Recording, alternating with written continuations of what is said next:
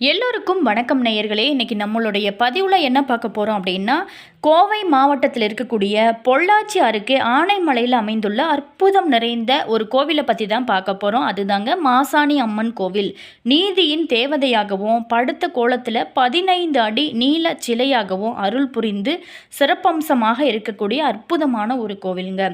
இந்த கோவிலுக்கு சென்று வந்தாலே அவங்களோட வாழ்க்கையில் பல்வேறான பிரச்சனைகள் தீர்வதாக சொல்கிறாங்க. இந்த கோவிலில் பில்லி, சூனியம் மற்றும் துரோகிகளிடமிருந்து காக்க 3 வாரங்களில் தீர்வு கிடைப்பதாகவும், நீதி கேட்டு அம்மன் கிட்ட நம்ம மிளகாய் அரைத்து பூசினோம் அப்படின்னா மனு கொடுத்து அது வழிபடும் பழக்கமானது இந்த கோவிலில் இருக்கக்கூடிய ஒரு தனிச்சிறப்பு வாய்ந்த விஷயமாக இருக்குது. மேலுமே இந்த ஆலயத்திற்கு சென்று வந்தால் நமக்கு கிடைக்கக்கூடிய யோகங்களையும், அது எப்படி நம்ம மிளகாய் அரைத்து வழிபாடுகள் செய்தால் 3 வாரத்தில் நம்மளுடைய பிரச்சனைகளுக்கு எப்படி தீர்வு கிடைக்கிறது அப்படிங்கிறதையும் பற்றி தான் இந்த பதிவில் நம்ம பார்க்க போகிறோம். மேலுமே இந்த கோவிலில் இருக்கக்கூடிய இன்னும் முக்கியமான பலரும் அறியாத பல சுவாரஸ்யமான தகவல்கள் பற்றி தான் நம்ம பார்க்க போகிறோம். வீடியோ பார்த்திங்களா உங்களுக்கு ரொம்ப யூஸ்ஃபுல்லாக இருக்கும். வீடியோவை ஸ்கிப் பண்ணாமல் முழுமையாக பாருங்கள். வீடியோ பிடிச்சிருந்தா லைக் பண்ணுங்கள், கமெண்ட் பண்ணுங்கள், ஷேர் பண்ணுங்கள். நீங்கள் இன்னும் இனியவள் உற்சாகம் சேனலை சப்ஸ்கிரைப் பண்ணாமல் இருந்தீங்களா சப்ஸ்கிரைப் பண்ணிக்கோங்க. கூடவே இருக்க பெல் பட்டனையும் ப்ரெஸ் பண்ணிட்டு வாங்க வீடியோக்குள்ளே போகலாம்.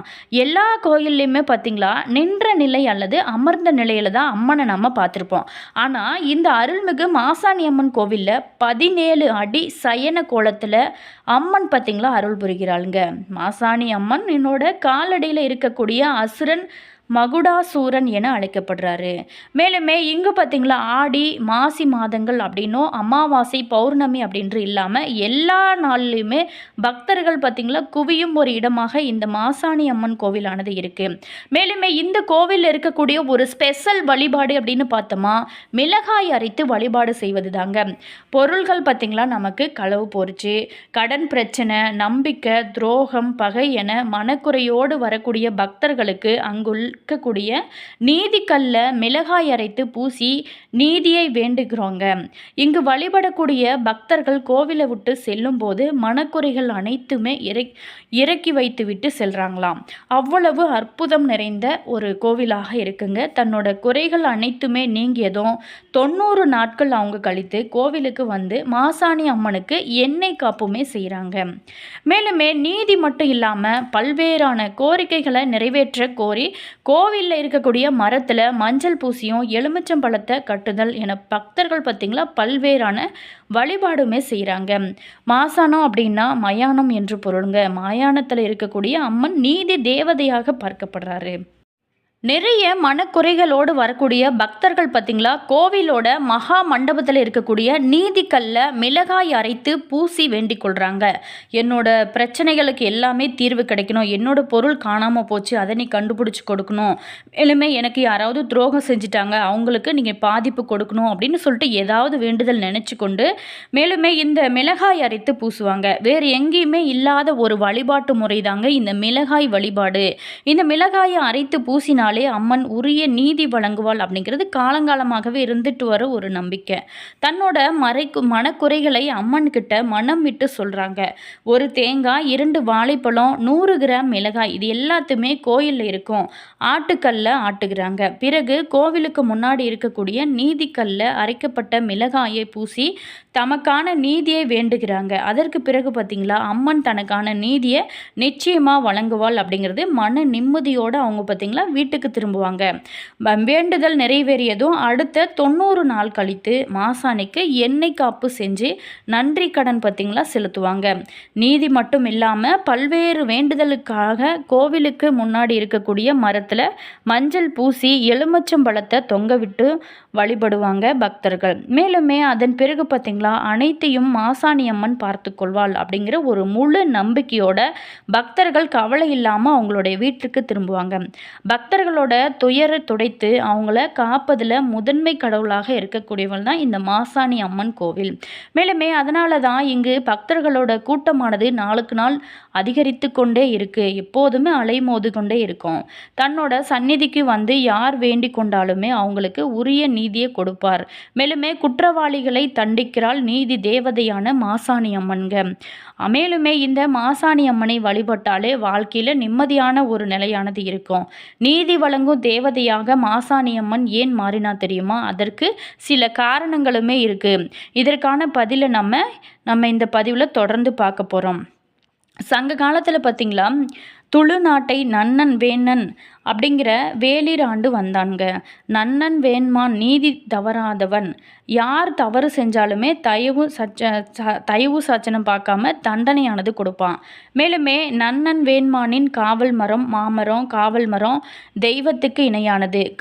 காவல் மரத்தில் பழுக்கக்கூடிய கனி தெய்வத்துக்கு மட்டுமே உரியது. இது யாருமே பறித்து உண்ணவே கூடாதுங்க.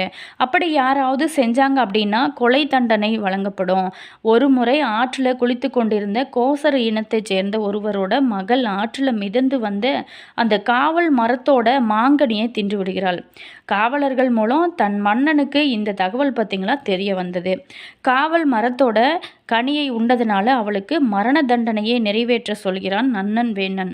மேலுமே இந்த விஷயத்தை கேட்ட கோசர்கள் நன்னன் வேண்மானிடம் சென்று தங்களோட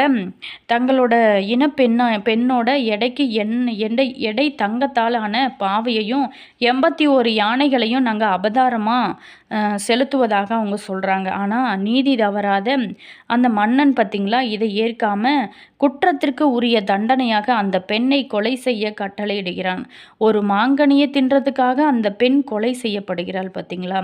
அதே மாதிரி அந்த மன்னன் பார்த்திங்களா பெண் கொலை புரிந்த நன்னன் என்று தூற்றப்பட்டான். அந்த பெண் இறந்த பிறகு அவளோட உறவினர்களும் சொன்ன சொல் மாறாத காரணத்தினால 1 மொழி கோசர்கள் என்று சிறப்பையுமே பெற்றவர்களுக்கான கோசர்கள். மேலுமே வெஞ்சினம் உரைத்து சூழ்ச்சி செய்த நன்னன் வேண்மானை பழி தீர்த்து அவனோட காவல் மரமான மாமரத்தை வெட்டி அழித்தாங்க. மேலுமே மன்னனால் கொலை செய்யப்பட்ட அந்த பெண்ணை மயானத்தில் சமாதிப்படுத்தி அதன் மீது அவளை போலவே ஒரு உருவம் செஞ்சு தெய்வமாக வழிபட தொடங்கியிருக்காங்க. ஆரம்ப காலத்தில் அவளே மாசாணி அம்மனாக மாறியிருக்காருங்க. அதுக்கப்புறம் பார்த்திங்களா இந்த தெய்வமான மாசாணி அம்மன் இப்போது நீதி தெய்வமாக பரிபாலனம் செய்து மக்களை அழகாக காத்து கொண்டிருக்கிறாளுங்க. மேலுமே மாசாணி அம்மன் கோவிலில் முதன்மையான தெய்வம் மாசாணி அம்மன் தாங்க. மனக்குறைகளை அனைத்துமே தீர்த்து வைக்கக்கூடியவளாகவும் இருக்காங்க. மேலுமே நம்மளுடைய மனக்குறைகள் அனைத்துமே அந்த கோவிலுக்கு சென்று நம்ம ஒரு துண்டு சீட்டில் எழுதி அம்மனோட கையில் கட்டி விடலாங்க. அந்த கோரிக்கைகளை நிறைவேற்றுகிறாள் மாசாணி அம்மன். கோயில் பிரகாரத்தில் சப்த கன்னிகள் பேச்சி, துர்க்கை, மகிஷாசூர மர்த்தினி, பிள்ளையார், புவனேஸ்வரி, பைரவர் ஆகியவங்க அருள் புரிகிறாங்க. மேலுமே நீதி பார்த்திங்களா மறுக்கப்படுகிறது அப்படின்னு எண்ணுகிறவங்க மாசாணி அம்மன் ஆலயத்திற்கு சென்று நீங்கள் சொல்லலாம், முறையிடலாம்.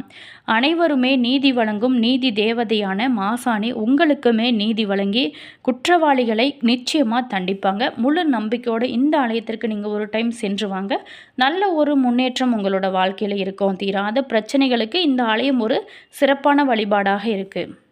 நீங்களுமே இந்த ஆலயத்திற்கு சென்று உங்களுடைய பிரச்சனைகளுக்கு நல்ல ஒரு தீர்வு கிடைக்கணும் அப்படின்னு நினச்சிங்களா? இந்த ஆலயம் பார்த்திங்களா கோவை மாவட்டத்தில் பொள்ளாச்சியிலிருந்து சுமார் 24 கிலோமீட்டர் தொலைவில் ஆனைமலை ஆழியாற்றங்கரையில் அமைஞ்சிருக்குங்க மாசாணி அம்மன் கோவில்.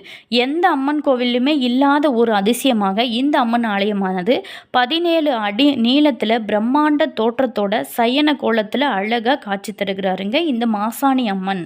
மேலுமே அம்மனோட காலடியில் அசுரன் ஒருவன் காட்சியளிக்கிறான். மகுடா அருசன் என்று அவனை அழைக்கிறாங்க. மேலுமே ஆயிரக்கணக்கான பக்தர்கள் தினம் நீண்ட வரிசையில் நின்று அம்மனை தரிசிக்கிறாங்க. இது மட்டும் இல்லாமல் இங்கு பார்த்திங்களா அமாவாசை மற்றும் பௌர்ணமி, ஆடி, வெள்ளி நாட்களில் இங்கு கூட்டமானது அலைமோதும். இந்த தாய் நீதி தேவதையாக போற்றப்படுகிறாருங்க. மேலுமே நம்பிக்கை, துரோகம், வீண் பழி, ஏமாற்றம் போன்ற பக்தர்கள் படும் துயரங்களுக்கு இவங்க பார்த்திங்களா தீர்வளிக்கிறாள் அம்மன். இதற்காகவே இந்த கோயில் மகா மண்டபத்தில் நீதிக்கல் அப்படிங்கிற ஒரு கல்லையுமே வைத்திருக்காங்க. இங்கு மிளகாய் அரைத்து பூசினாலே தாமதிக்காமல் நீதி நமக்கு நிச்சயமாக கிடைக்குங்க.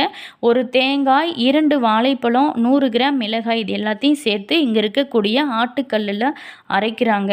அதை பார்த்திங்களா அதை கோயிலில் இருக்கக்கூடிய நீதிக்கல்லில் பூசி நீதி வேணும் அப்படின்னு சொல்லிட்டு மனதார வேண்டிக் கொண்டு அந்த மிளகாயை பார்த்திங்களா பூசுகிறாங்க.